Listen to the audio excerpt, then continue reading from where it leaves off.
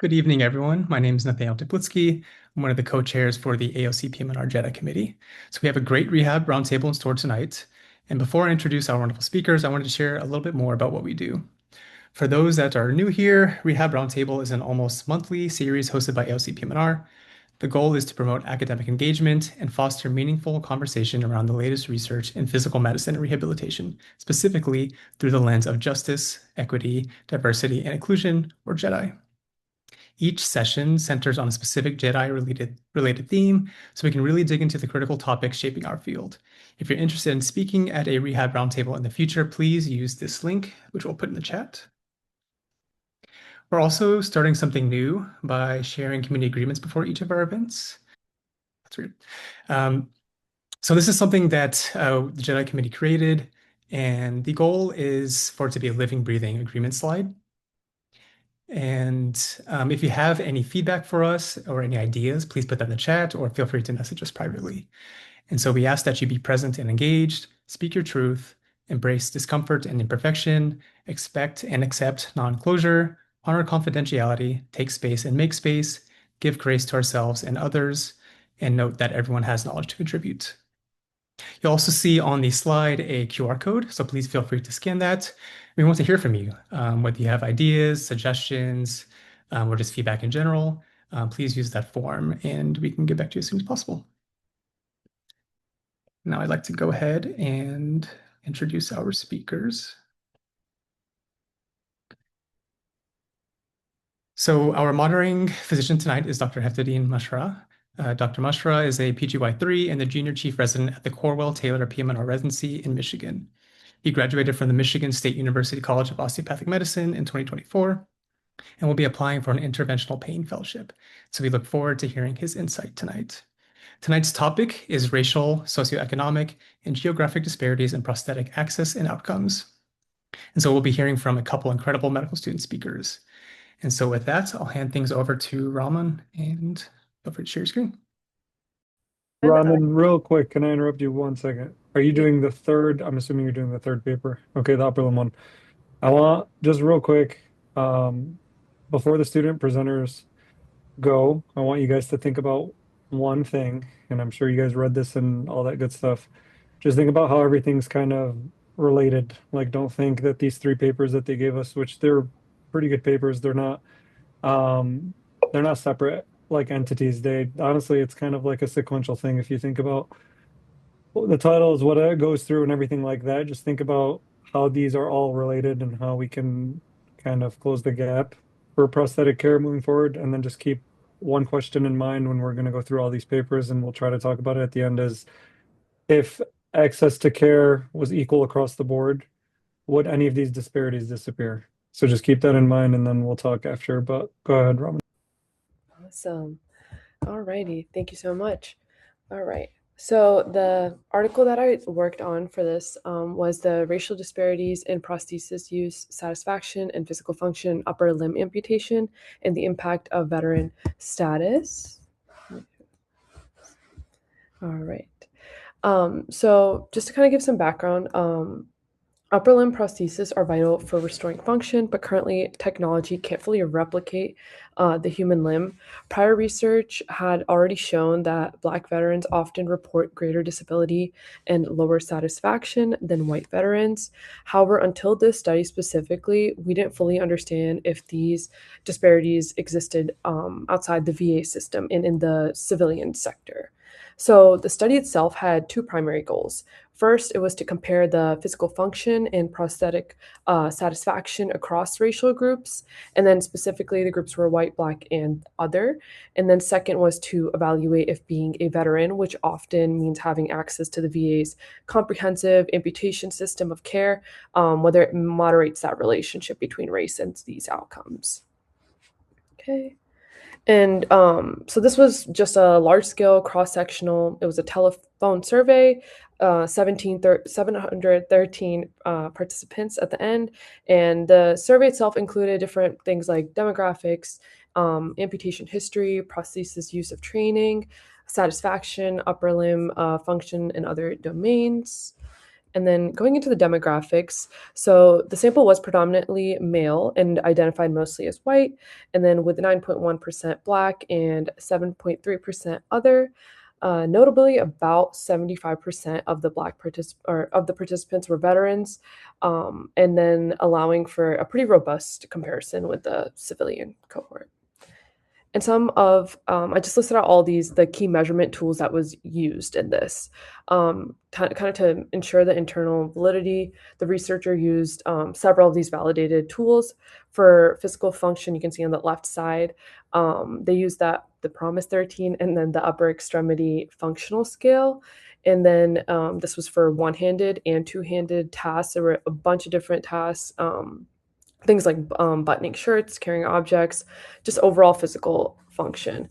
And then for satisfaction, they use several various client satisfaction with devices scales. And then this covered things like comfort, pain, appearance, and just utility. All right, and then initially what I found really interesting too was a really important finding, the difference in the type of prosthesis used. Black participants were significantly more likely to use cosmetic prosthesis, and then compared to the white participants, which conversely, the white participants also had higher rates of using active, body-powered, or like sports devices. And then the first key finding, the data revealed a pretty clear functional gap, even after adjusting for age and amputation level, etc. And then Black participants scored significantly lower in the general physical function, which is like that PROMIS 13 scale, and then also in performing two-handed tasks, not in the one-handed though.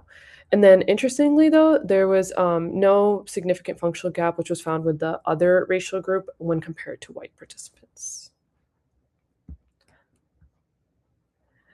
And then additionally, for the second key finding, it was the satisfaction variable that they were looking at, and it followed a pretty similar trend.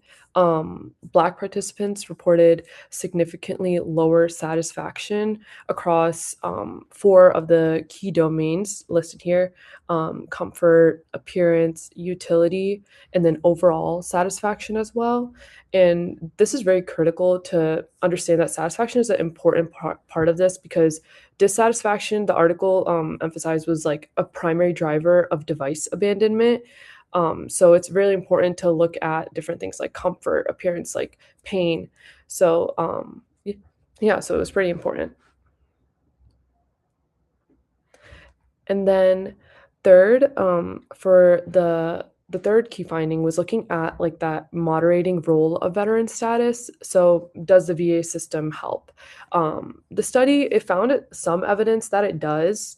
Veteran status moderated the impact of race on two-handed task performances. Specifically, you can see in this kind of figure, Black veterans scored 7.6 points higher than Black non-veterans in this area, specifically the two-handed task. And this indicates that veteran status actively moderates that impact of race, nearly closing the performance gap that we see that's pretty prominent in that civilian population or sector. And then I want to kind of talk about like why did the veterans perform better, which was mentioned in the article itself too. And one reason is the training variable they mentioned. Kind of as I began the beginning, why they were looking at that moderating role was because of how comprehensive the VA system can be with their initial kind of training with the device. So with here, you can see that 66% of veterans received that initial device training compared to the 61% of non-veterans. And then what was more shocking was the 31% of Black users reported receiving 0 training at all. And then this supplying kind of like a complex mechanical limb without training just is not ideal, and it often leads to poor function and then also device abandonment as well. This is kind of just like overall just a synthesis of all the different findings I kind of already discussed a little bit. Also, just it's important to note with this, and what you can see is like while the VA system does have that buffer for the complex like two-handed task and like a minor boost in the overall satisfaction, it doesn't necessarily fix everything. So the racial disparity in the comfort, utility, and like general function remained a pretty like systemic constant across both civilian and the VA populations or environments.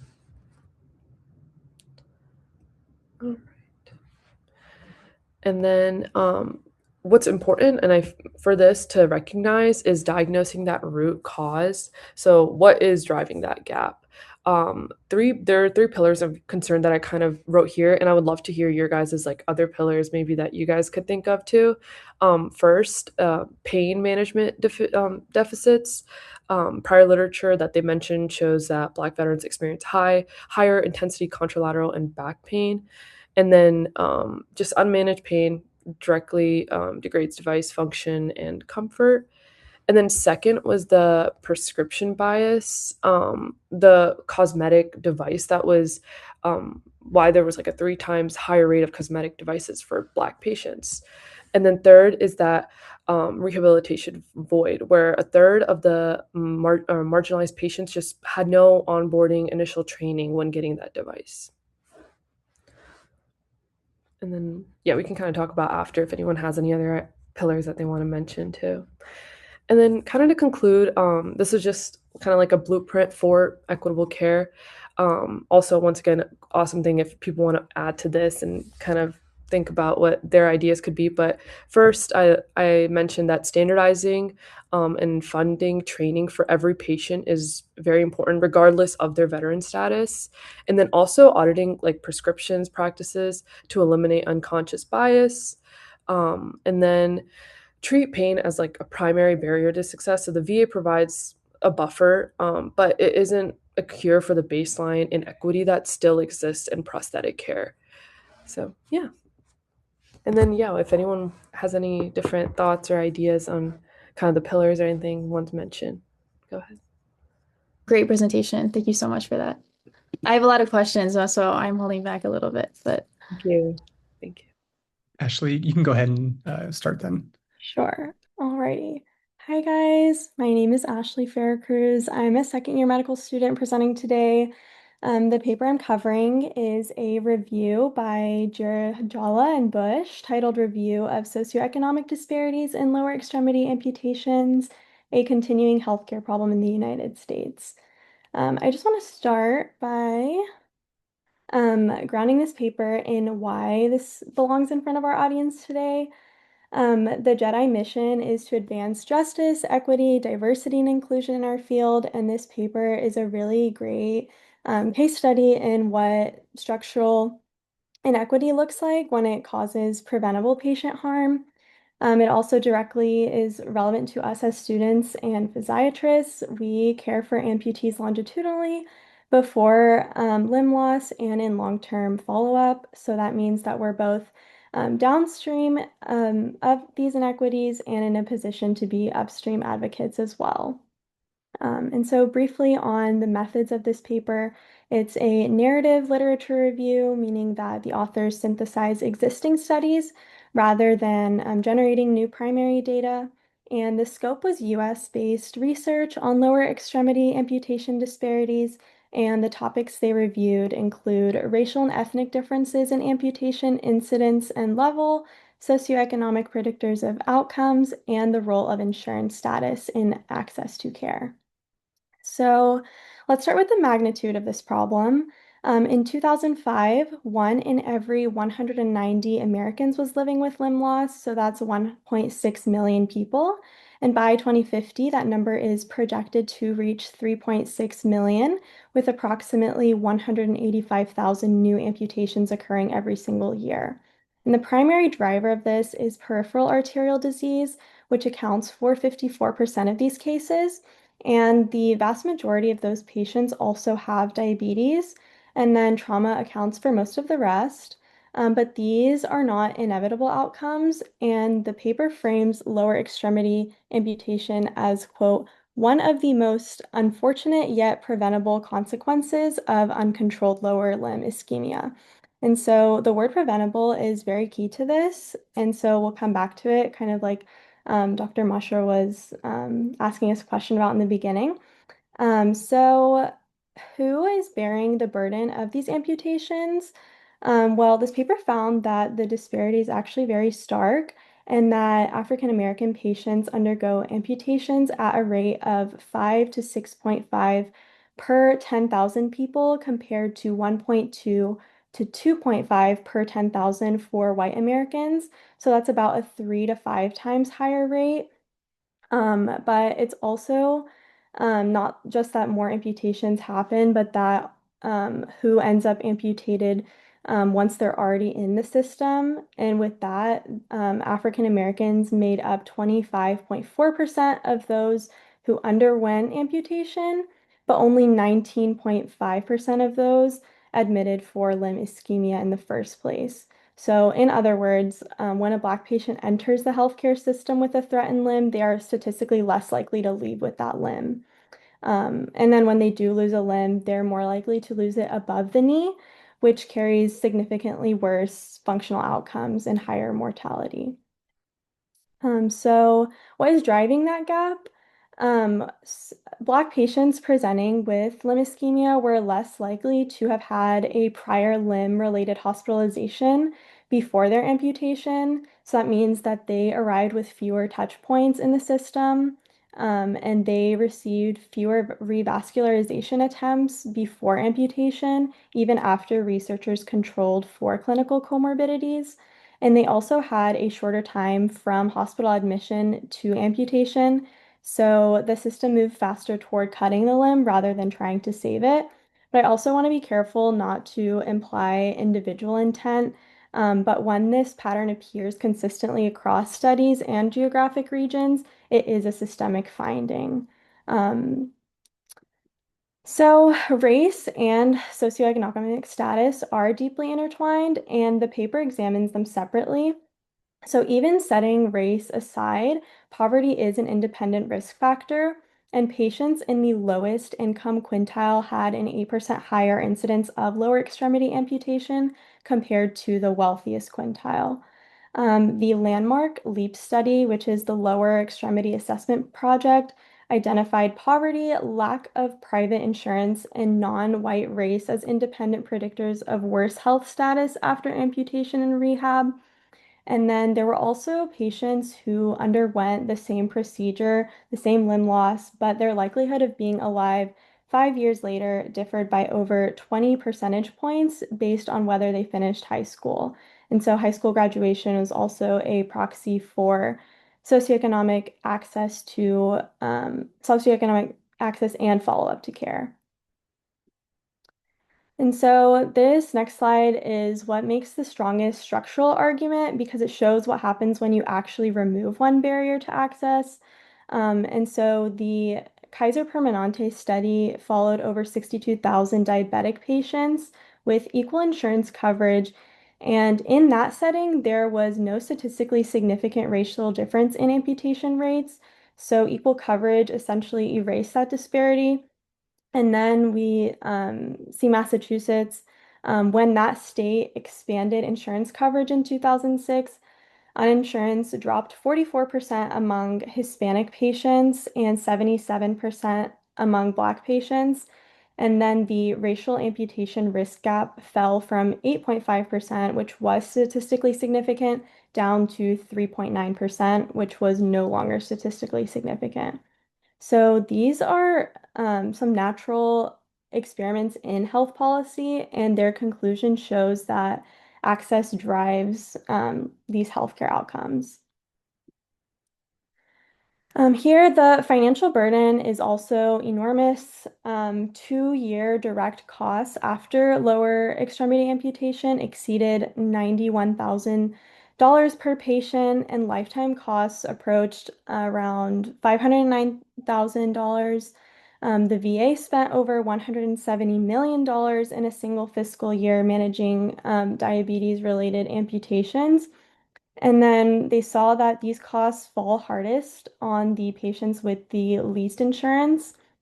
And this means that Preventable amputations represent not only human suffering, but also that this is an inequity that does not distribute the financial burden.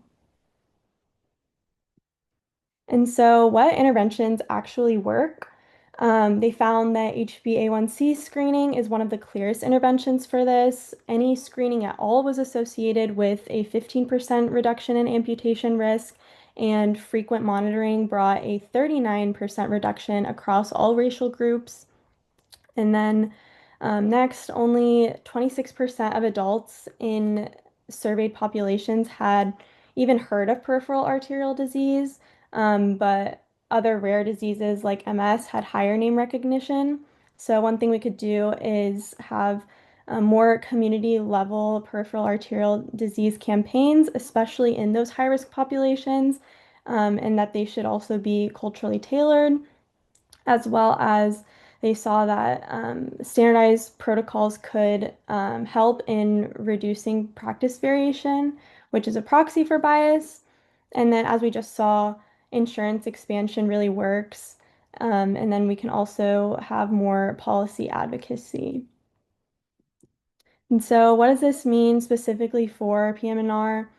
We'll see amputees in rehab, and we are downstream of those inequities. The disparities that happen upstream determine who walks into these clinics and how they fare, so we really need to be upstream advocates. We can push for early screening referrals and equitable access to revascularization. We can examine whether our own prosthetic referrals and PT prescriptions are equitable across race and insurance status. We know that post-amputation mortality is nearly double for the most socioeconomically vulnerable patients, so our follow-up practices really matter. Lastly, we can train the next generation of physiatrists to treat health equity as a core clinical competency, and you guys being here is a great step for that. Here are some of the references that the paper used, and thank you guys for listening to this presentation. Thank you so much, Ashley. That was amazing. So you know what? We are seeing some crazy crossover between this presentation and also our former one. So we're thinking let's just get deep into some discussion right now. So Dr. Mashrah, I'll let you take over because these are some really great discussion questions and points that we can get into. Yeah. So, and the last paper too is it'll tie in some stuff. It'll talk about like recovery and all that stuff, which is really good. Okay, so prosthetics are fun and they're not difficult to manage necessarily, but it's the buildup that kind of leads into it. So there's a lot of things we have to consider when you're a PM&R doc and you're talking to somebody and you're thinking, okay, somebody's here for a stroke, somebody's here for amputation, TBI, spinal cord injury, anything they're here for, and you're thinking, okay, I'm going to treat them. This is what could happen post-stroke. This is what could happen post-STI, and blah, blah, blah. And you go down the tool thing, and then patient looks at you and says, my mom died last week, and I'm just a mess, and starts crying. And you're just sitting there like, what does that have to do with your stroke? What does that have to do with your amputation? You know what I mean? This happens a lot. You guys think like, when you start PM&R and you guys do rotations and stuff, this is cool, this is great, this is what I've always wanted. And then you don't think about all of the social detriments to health. You don't think about all the disparities we deal with, all the stuff that kind of seems like this might just be case management. This might just be me just giving a shoulder. It adds to recovery. I can't tell you guys how many times I've just sat down as like a busy resident and I've sat down in a room and I just spent like 30 minutes sitting down just asking somebody about their life just to see how they're doing. All those things kind of affect the points we're going to get at. So a couple of my big questions that I was typing down when I was reviewing some of these articles, starting from the top, is there's a lot of mistrust in the healthcare system. A lot of mistrust. You guys might be naive to it. You guys might not be naive to it. There's just so much stuff where you walk in and you're thinking to yourself, like, man, you came to the hospital and you don't want help. Like, why are you here? But some people are just here because they were forced here, but they don't believe in how the hospital system works. So one of the first things is when you talk about that mistrust, how do you guys think that in and of itself could affect somebody's prosthetic care moving forward, or follow-up or satisfaction or anything like that? And this is pretty obvious, but what are some thoughts out there? There are no wrong answers. I mean, with mistrust, I feel like with you just think like the physician may just not have their best interest in you, so why would you follow their directions? Is like kind of the main thought with mistrust that comes. And then also, I feel like when you add in the factor of like language barriers, like that's even adding a genuine barrier, and then also mistrust. Like there's just so many different factors to it. So it was just a first thought that came in. Okay. So that's a good one.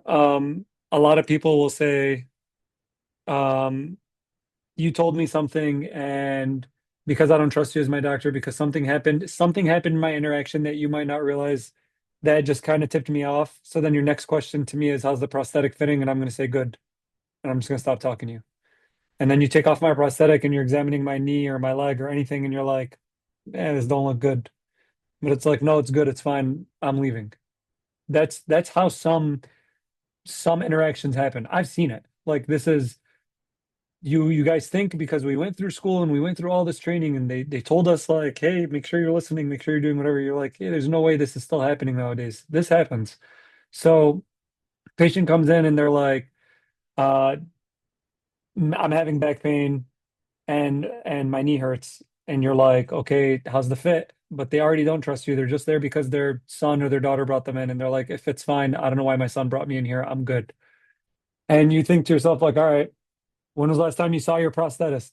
The first question you're going to ask. And they're going to think to themselves, who recommended that person? You did. Why would I go see somebody that you guys recommended that I don't trust you?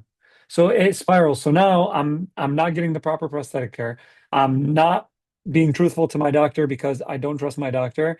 And I'm gonna have like despairing relationships with my kids because my kid's trying to get me to go to the doctor and I don't trust this guy. My kid's not listening to me. So now I'm not talking to my kids anymore.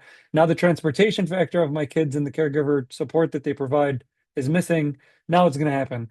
Now I'm not seeing who else. I'm not seeing my cardiologist. I'm not seeing my pulmonologist. I'm not seeing my family. This all spirals.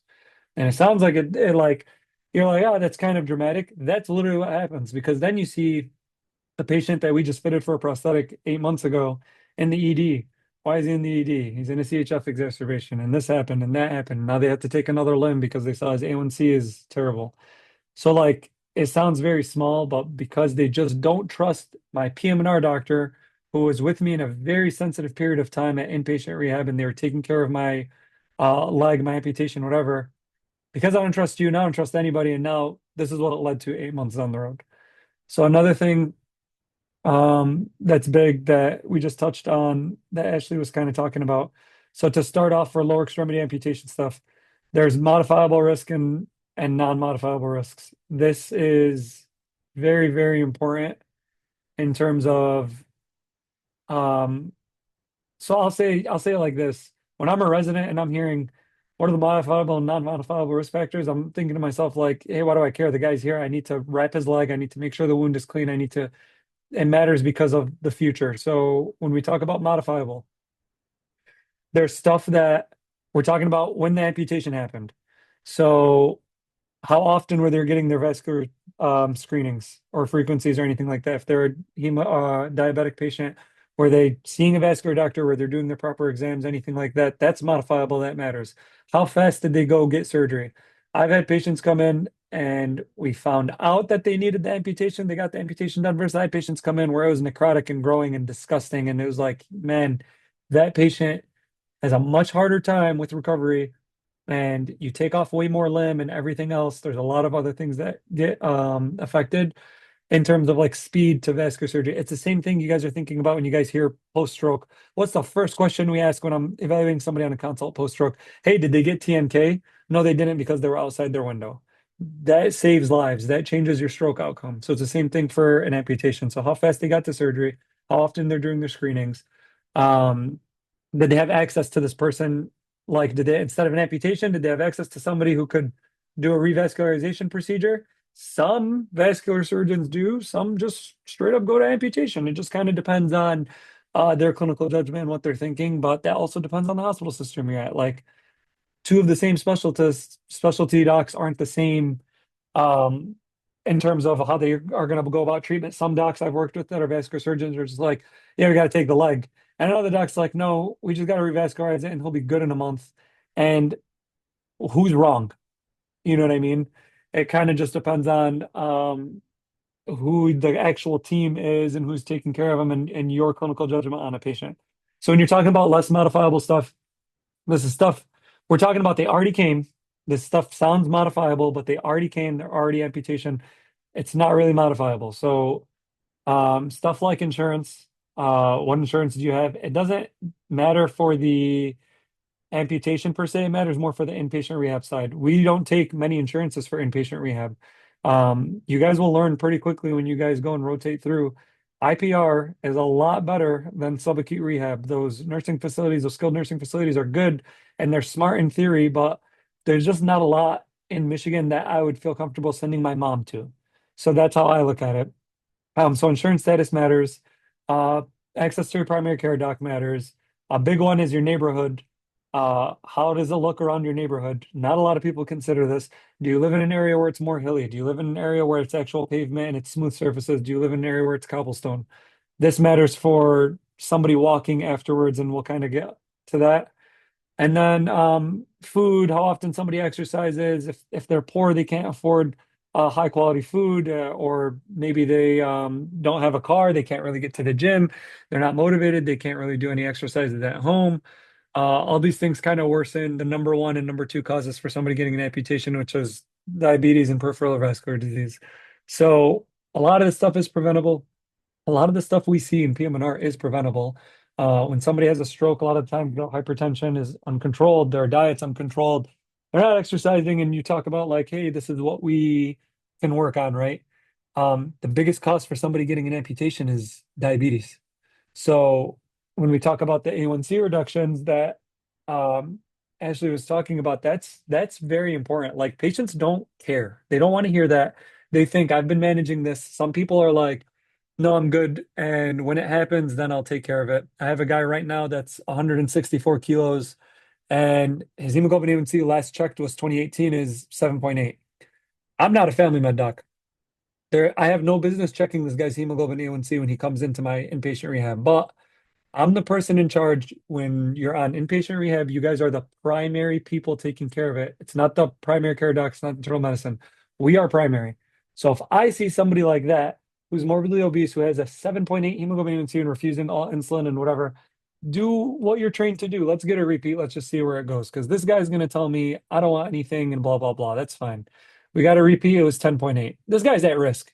He's at risk for a lot of cardiac issues. He's at risk for his kidney shutting down. He's at risk for us taking a leg. There's so many things he's at risk for. So when you're considering stuff like that, that's when you're like, okay, I'm trying to, the best treatment for something is preventing this from happening. So that's when you sit down and you just cover your bases. You have a long conversation with them on the risk factors and blah, blah, blah. And it sounds like it's a waste of your time. It sounds like this is I have 15 patients I'm taking care of and I got to go do this. I can't sit for 15 minutes. But this is the difference between this guy losing his leg and in 5 months and him coming back into your inpatient rehab versus him not. You never know. I also say just kind of when you're thinking of these things and questions and anything else that you're trying to like go about with these patients, treat them like how you would your parents. That's like the safest thing to do. And then another thing is for that lower extremity amputation paper we just talked about, minorities receive way more AKs than BKs. Does anybody know why?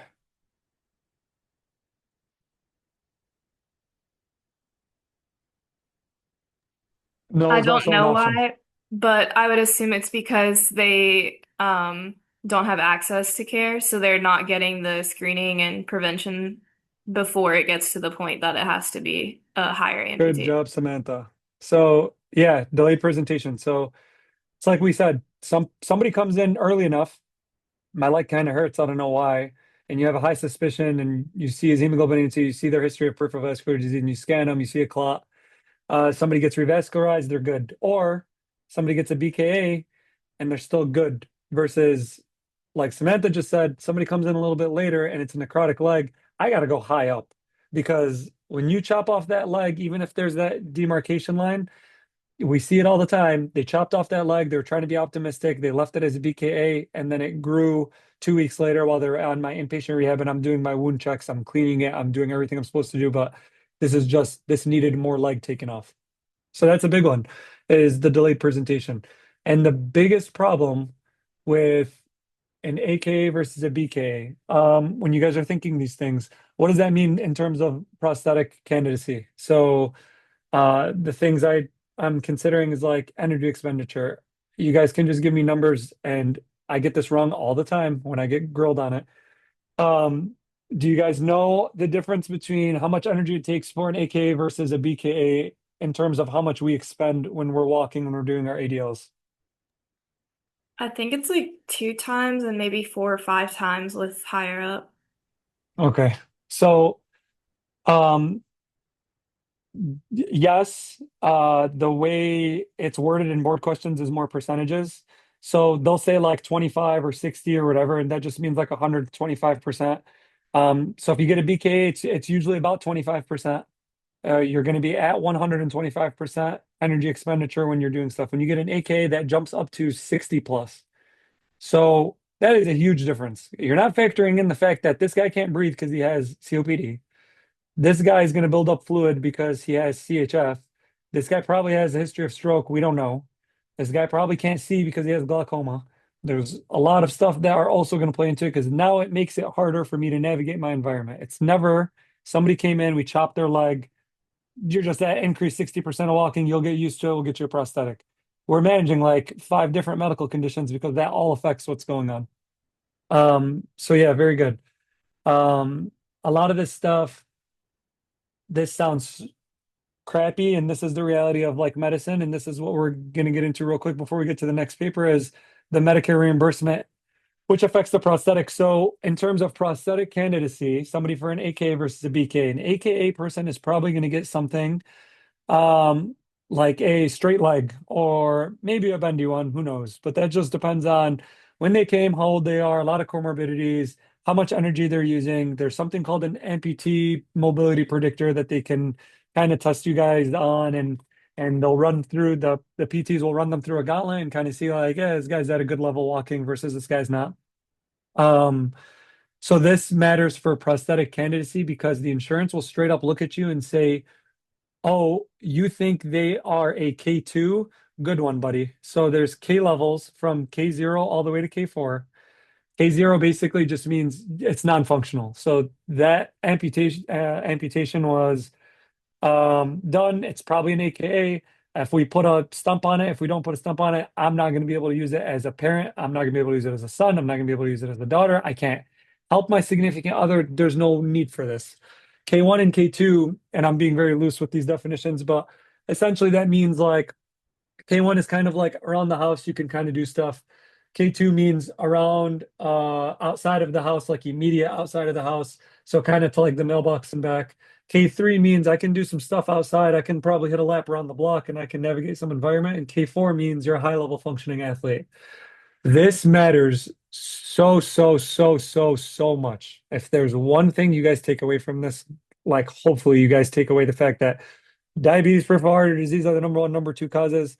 AKs obviously are going to have more energy expenditure than BKs. And then why does the K level matter? So Medicare will do this very fun thing where they basically tell you, you documented this one thing incorrectly, we're not paying for his prosthetic. Even though it was something as simple as I said K2 when I really meant K3. But it's like, I'm asking for a lower level prosthetic and you're not even going to pay for that, but you were willing to pay for a higher level one. It does not make sense. Documentation matters so much here. So when we go through the K levels and you guys are thinking of the stuff that we just talked about, like the neighborhood environment, why does that matter? Well, you guys probably heard of like the social questions that people ask when they go in your PM&R, and I'm telling you, hey, when you're my student, I need you to go ask them, are they right-handed or left-handed? Who do they live with at home? Is it 1-story house, 2-story house? How many steps to get into the house? What were they using before this? And you're like, why do I care about the steps to get into the house? Because now they got one leg. So I need to make sure while they're in inpatient rehab, they can hop up 3 steps with one leg, or we can figure out how they're going to navigate 3 steps.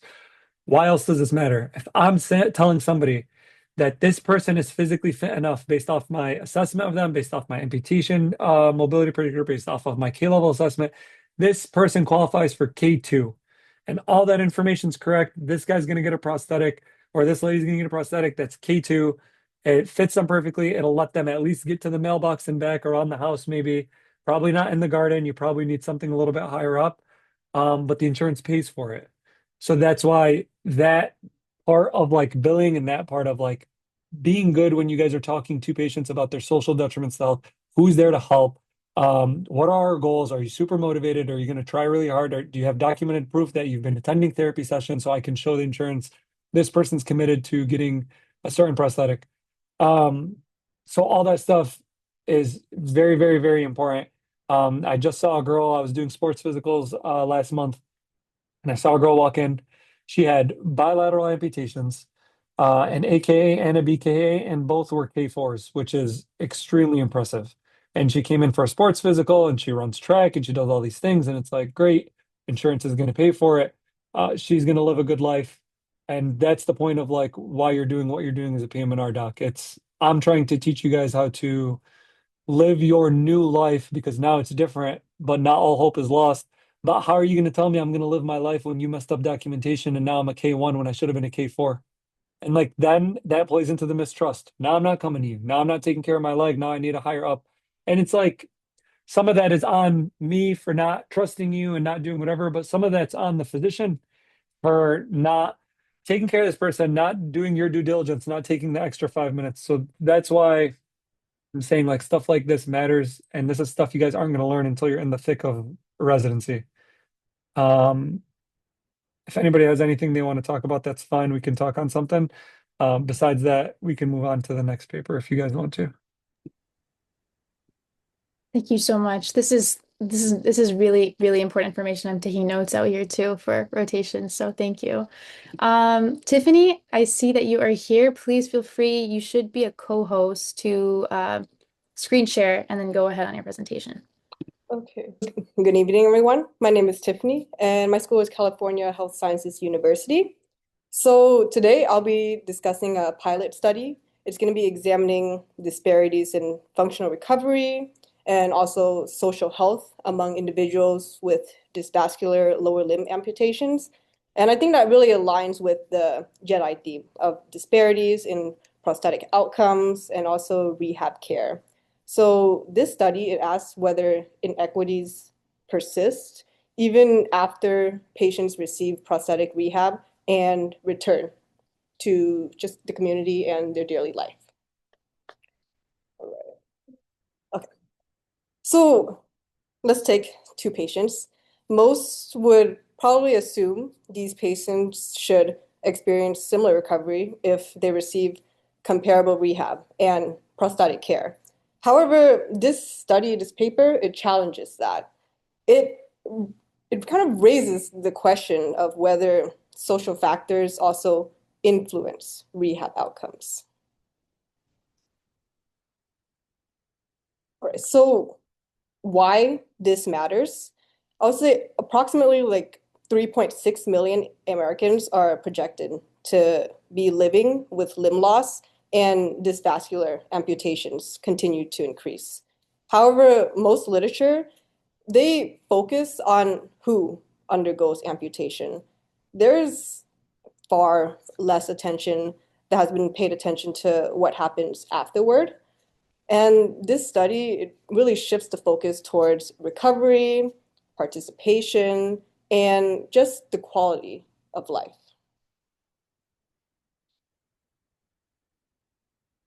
All right, so JEDI, I'm just trying to tie in the JEDI theme right here. This paper, it examines multiple dimensions of identity, and that includes race, ethnicity, gender, income, and it explores whether they're associated with functional recovery and social participation. This is all after major lower limb amputation. So what is known? There are numerous studies that have already demonstrated disparities before rehab begins. There are prior research showing differences in amputation rates, access to prosthetic services, insurance coverage, and healthcare utilization. However, there's much less known about whether these disparities continue to influence recovery after patients receive a prosthesis and enter rehab. So in this article, the central focus of the paper, while previous research, they examine disparities in amputation rates and access to prosthetic care. This paper asked whether disparities persist after rehab begins. The authors wanted to determine whether recovery outcomes themselves differ across different demographic groups. The research question. So the study's just the central research question right here. The authors wanted to determine whether race, ethnicity, gender, income, if those are associated with differences in functional recovery and social health after major lower limb amputation, as mentioned before. So do disparities continue to influence outcomes even after patients receive prosthetic rehab? All right, so I just want to kind of tie in the concept of intersectionality. The authors weren't only interested in race, gender, or income individually. They were also interested in how these factors may overlap and shape a person's recovery experience. So the study design, this was a cross-sectional pilot study. It involved 56 community dwelling prosthesis users. They were recruited from prosthetic clinics across 4 states. This is a pilot study. The goal was not necessarily to provide definitive answers, but rather to identify potential patterns and also to generate hypotheses for larger future studies, hopefully in the future. All right, so the participant selection. One important point is that every participant was already a prosthetic user and they had been using their prosthesis for at least 3 months. This means the study wasn't examining access to prosthetic care itself. Instead, it focused on individuals who had already entered the rehab process, and they asked whether recovery outcomes differed across demographic groups. Also, something that to point out, the English and Spanish speaking participants were studied both in an effort to recruit a more diverse cohort. Okay, so the cohort demographics. So it's kind of mentioned a little bit earlier, but a major strength of the study was the purposeful effort to recruit populations that are underrepresented in rehab research. And this allowed the investigators to better explore demographic differences that may have been missed in more, I would say, like homogeneous study populations. All right, so these are the outcome measures. The authors, they evaluated both objective performance measures and patient-reported outcomes using 4 different measures. The first 2, they assess physical performance, while the later 2, they assess patient perspectives on mobility and participation. And I'll briefly review each measure in the following slides. All right, so the timed up and go, that's the TUG on the screen, it assesses the functional mobility by measuring how quickly someone can stand up, walk, turn, and sit back down. Though lower times indicate better performance. So it's just kind of like timed up and go, someone stand up, walk, turn, sit back down. And then the 2-minute walk test, that measures how far a participant can walk in 2 minutes. And greater distances reflect better endurance and mobility. So I would say together, these tests, they provide objective measures of physical function that are commonly used in rehab settings.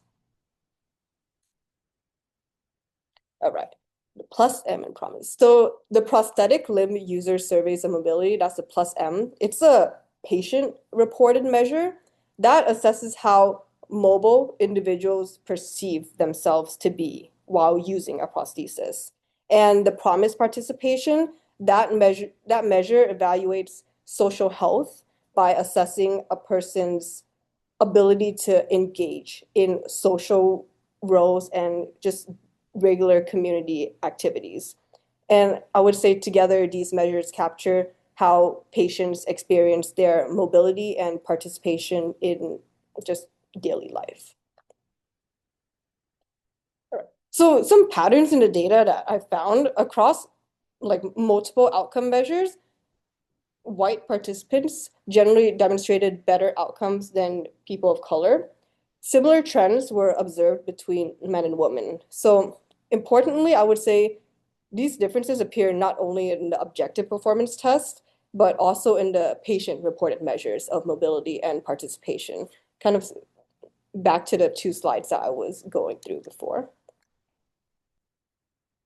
All right, and just a little graphic right here. I would say one of the most important findings came from looking at race and gender together rather than separately. So white men generally had the strongest outcomes, while women of color often had the poorest outcomes.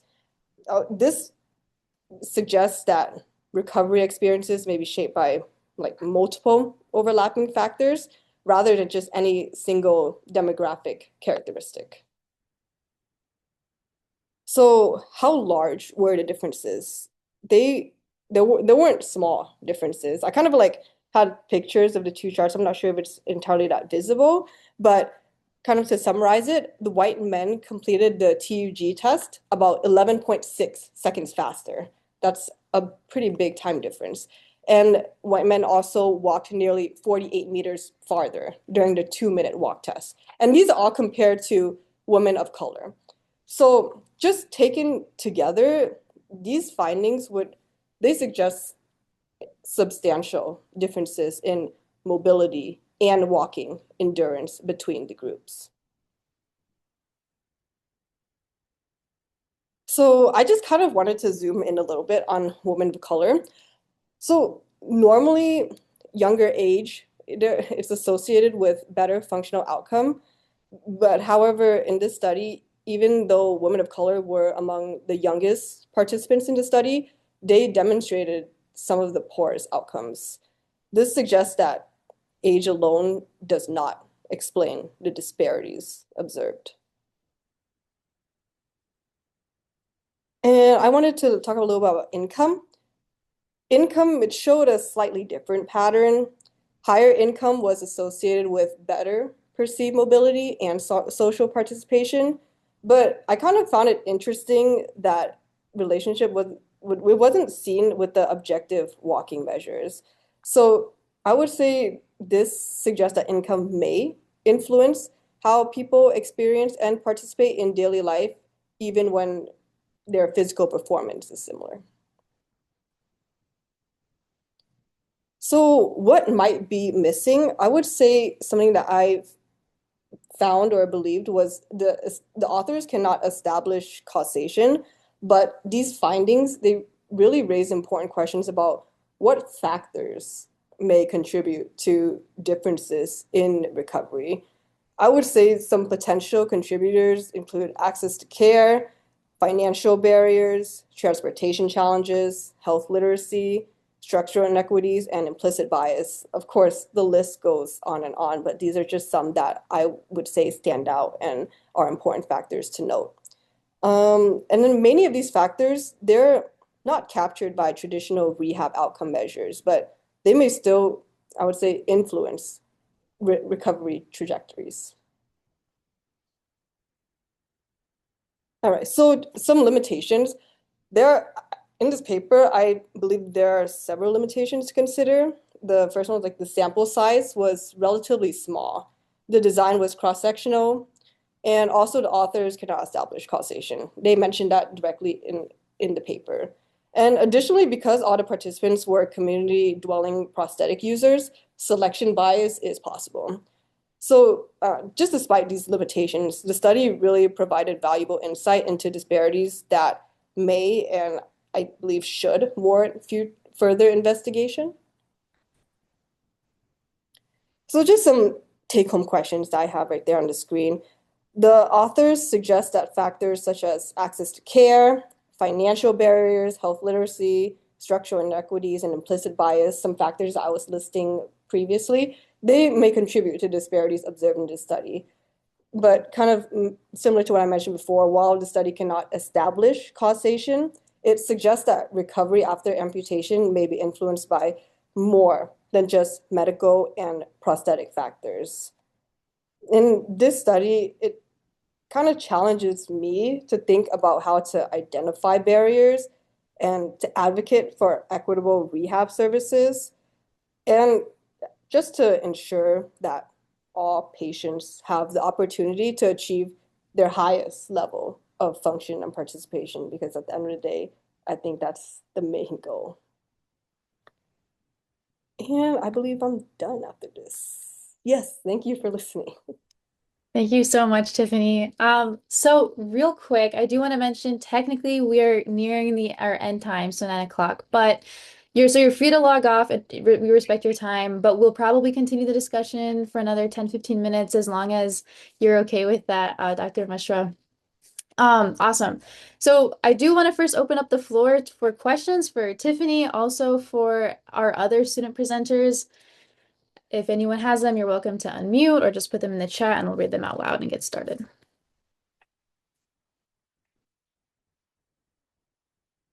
Because if not, sorry, go ahead. I saw you unmuted. Tiffany, very good presentation. I like the questions you had at the end too. Because that's something we kind of touch on a lot when we think about it's a question to keep you honest. So the questions you're asking yourself are questions to keep you honest. We get a lot of implicit bias training, and sometimes it's not implicit bias. Like sometimes, like the women of color fact that she had up, why do they do worse? And that's when you have to sit back and ask yourself, how can I address this as a PM&R doc? Why did this person do worse? It's not just because of I'm gonna think to myself, oh, it's because she's a woman of color, that's why she did worse. That's not the case, like she talked about health literacy, she talked about not understanding what certain things mean. Maybe they're too young to understand what I'm telling you when I'm saying get up and go. But Tiffany, if there's another one, I'm not sure if you touched on it, but there's geographic issues as well. And we talk about like rural versus urban versus all that stuff. What's something you can think of that affects this as well? Like if I thought to myself, maybe it's not because she's a woman of color or a man of color or anything. What if it's because of the crappy location she lives in or something like that?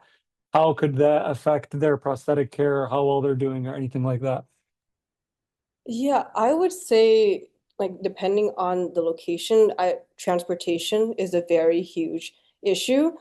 Because I know some patients, they just may not receive care just because they cannot drive themselves, or they just don't have anyone to drive them, or it could just be getting into the car that's the problem. They just don't have someone there to help them. Right. So longer time to your prosthetist in the rural areas. That's a huge one. The other one is scarcity. Like if I live in a rural area and there's only one P&O company, uh, like how do I have access to P&O companies? You know what I mean? There's a big boom that happened during COVID that allowed a lot of virtual visits. And some people are like, I live too far from my doc, but I really like my doctor. I really like seeing Tiffany as my doctor, and I want to keep her, but I live an hour and a half away, so I'm going to settle for virtual visits. So that's good in the sense that I'm still going to have Tiffany as my doctor. That's bad in the sense of how's Tiffany going to check my prosthetic if it fits correctly, even though I have a P&O. It's your job as a PM&R doc to check that prosthetic fit, to actually check the stump, make sure the wound is healed properly, make sure there's no other bruises that we're noticing, make sure it's all floated correctly. There's a lot of stuff that kind of goes into a physical visit. Otherwise, like you can get away with me just checking in on you 2 weeks later. Hey, did you get this? Did you get that? Blah, blah, blah. So that's another big one. And then another thing, and this is kind of devil's advocate question for the group, is you always want to, any article you read, you always want to try to argue the counterpoint. So the biggest thing is like when you're thinking of there's discriminatory gaps, and that's the point of these articles. And we're trying to see, does that really affect it? Does that cause a significant difference in somebody's care? What about non-discriminatory gaps? And we kind of touched on this, but what's a non-discriminatory explanation for why some people are just doing worse than others? If you guys can think of any.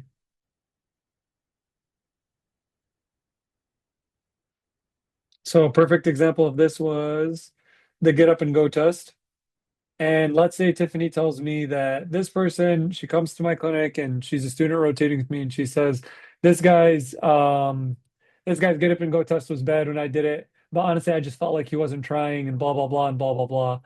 And that comes off as there's some bias, but pretend Tiffany comes up to me and says, this guy's not trying his hardest, but I think it's because he can't breathe because of his COPD. He's on 2 liters of oxygen, but he kind of looks like he's labored right now. He got up, it took him a while, he sat back down. It's not a discriminatory thing. It's he can't breathe. He has COPD. That's what's limiting his get up and go test. He has CHF. His lungs are super wet. That's what's limiting his get up and go test. Tiffany talked about distance to special care, and we're mentioning geography. That's a big non-discriminatory factor that you guys got to think about when you're talking about what could be causing this person's poor maintenance or poor care moving forward with his prosthetic. A lot of this stuff kind of makes you guys, it sounds so uncomfortable when somebody tells you to argue the counterpoint, especially when something's like a little bit more radical than the topics we're discussing. But this is what helps you guys separate the biggest thing of like causation versus correlation. Like, is it because of this, or is this just related? Like a lot of this stuff, a lot of these studies too, they're great and they help us out a lot, but there's confounding factors everywhere. And those are the things you guys got to like kind of point out, because a question that every residency program is going to talk to you guys is, after you guys do an article and present like at a journal club for residency, the first thing they're going to tell you is, what are some things that just affected this that could have messed up our results? And that's all the Z factors that you're talking about. And that's good because that helps you be like, yeah, it could have been this. And next study I do will be on that. There's another question in the chat talking about if cultural differences. I wonder if cultural differences in what we perceive as being strong or what is considered socially slash culturally acceptable in dealing with illness slash injury impact recovery, and if that is something that is documented and seen in practice at all. And yes, it is. So this is a nice one. And this is fun too. There's like the jokes we make when you guys are talking to your friends and you're like, strong Russian woman, and you guys are like making these jokes about people versus somebody who's a little bit more sensitive, or a culture that is kind of a little bit softer, and you're thinking, this guy doesn't complain or this girl doesn't complain because of the culture and how they grew up with, so their pain tolerance is high. So naturally, because their pain tolerance is high, and I walk in there and say, how you doing? And they say, great, I'm gonna have a lower suspicion. I'm gonna kind of ease up my paranoia, and I'm not really checking their stump the way I should be. I'm not really taking care of their wound the way I should be. You think that affects them? You think that affects their care? 100% it does. Versus some people are like extraordinarily sensitive to pain, which is fine. You deal with these people all the time, and they freak out and they cry just to touch, or they try to get up and they can't really move. So we're managing multiple things. We're managing their depression, we're managing their adjustment disorder, we're managing their pain levels. But I, as a doctor, can't snow this person. I can't give them all these pain pills and all these neuroleptics and everything that's damaging them, damaging their nervous system. Now they can't feel their leg to the point of, oh yeah, my pain's gone, but now something is happening there that I need to manage, but I can't medically manage it because this person isn't telling me that it hurts. So I don't know what kind of harm I'm doing. I walk in and this person's not breathing because they're on so many opioids that I'm sticking them with Narcan on IPR. And these are things that happen, especially at like my program, because our case mix index, our comorbidity stuff, our cases are very intense that we see. This happened with one of my ladies who's on IV antibiotics. She has a stump. She was receiving way too many pain pills at acute care. So when I got her care and I was looking over all the medicine, I was like, man, there's a lot of stuff, but she's BKA. She has a lot of comorbidities. Let me talk to her before I affect anything. And I walked in and I had to give her a Narcan because she was snowed. And it's like, that's going to affect them. That'll affect their respiratory status. She wasn't really breathing the best the next couple of days. Getting Narcan is not fun, especially when you watch somebody getting a Narcan. So her respiratory status is down. Now her walking for the next 3 days, we're trying to do 3 hours of therapy a day, 5 days a week. Her walking that week is going to stink. So I only have 7 to 10 days of inpatient rehab with this person. And because I was snowing her because she constantly complained of pain and her tolerance was high. Maybe that's a cultural thing or a social thing, whatever it is. But because I wasn't really being a doctor, I kind of ruined half of her inpatient rehab stay, and now she's only allowed another half of time to recover. Do you ever see these types of disparities with patients with psych disorders too, or are they different?